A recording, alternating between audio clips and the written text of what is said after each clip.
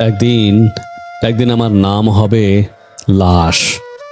আজ যে নামটিকে ঘিরে আমার সমস্ত অহংকার, যে নামটির পরিচিতি বাড়াতে আমি দিনরাত এক করে ছুটছি, একদিন সেই নামটির অস্তিত্ব চিরতরে বিলীন হয়ে যাবে।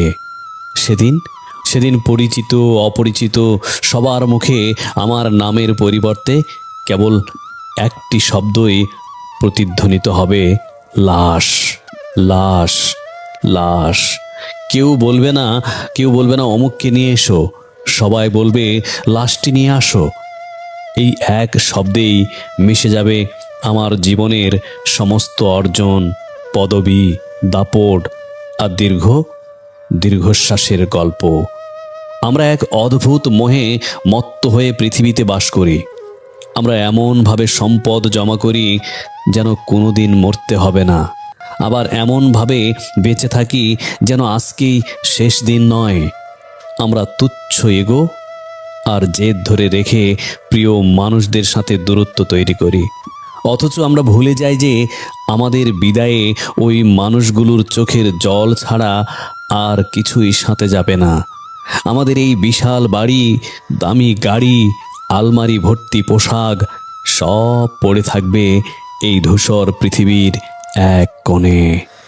যে শরীরকে সুন্দর দেখাতে আমরা এত আয়োজন করি, সেই শরীরটাই একদিন মাটির নিচে বা আগুনের লেলিহান শিখায় তার সজীবতা হারাবে। বাস্তবতা হলো মৃত্যুর কোনো ক্যালেন্ডার নেই। মৃত্যুর কোনো ক্যালেন্ডার নেই। কিন্তু এই চরম সত্য কি আমাদের হতাশ করার জন্য? একদম নয়, বরং একদিন আমি লাশ হয়ে যাব। এই বোধটি আমাদের শ্রেষ্ঠ মানুষ হিসেবে গড়ে তোলার সবচেয়ে বড় অনুপ্রেরণা হতে পারে। যদি আমি জানি যে আমি থাকবো না, তবে কেন আমি অন্যকে ঠকাবো? কেন আমি ঘৃণা ছড়াবো? কেন আমি ভালোবাসতে কার্পণ্য করব? জীবনের সার্থকতা কতদিন বাঁচলাম তাতে নয়, বরং কিভাবে বাঁচলাম তাতে নিহিত। আপনি যখন চলে যাবেন, আপনার ব্যাংক ব্যালেন্স কেউ মনে রাখবে না। মানুষ মনে রাখবে আপনার ব্যবহার, আপনার করা উপকার, আপনার রেখে যাওয়া সুন্দর কিছু স্মৃতি। আপনার মৃত্যুর পর যদি অন্তত 4 জন মানুষ মন থেকে বলে মানুষটি খুব ভালো ছিল, তবেই বুঝবেন আপনার বেঁচে থাকা সার্থক হয়েছে।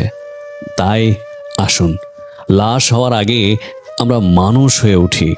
আমাদের প্রতিটি কাজ যেন হয় মানুষের কল্যাণে। অভাবীকে সাহায্য করা, আর্তের পাশে দাঁড়ানো, কিংবা কাউকে একটি মিষ্টি হাসি দিয়ে উৎসাহ দেওয়া, এই ছোট ছোট কাজগুলোই আমাদের নামকে মৃত্যুর পরেও অমর করে রাখে। ভয় পাবেন না, মৃত্যু ভয় পাওয়ার বিষয় নয়। মৃত্যু হলো প্রস্তুতি নেওয়ার বিষয়। আজ আপনি জীবিত আছেন, আপনার ফুসফুসে বাতাস আছে, আপনার হৃৎপিণ্ডে স্পন্দন আছে। এর চেয়ে বড় সুযোগ আর কিছু হতে পারে না। এই মুহূর্তটি আপনার। ভুলগুলো শুধরে নেওয়ার সুযোগ এখনোই। মাফ করে দিন তাদের যারা আপনাকে কষ্ট দিয়েছে।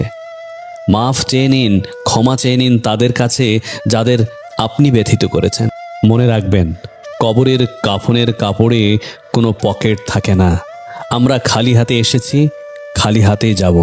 মাঝখানে এই সময়টুকুতে কেবল এক মুঠো ভালোবাসা আর সততা জমিয়ে রেখে চলে যান।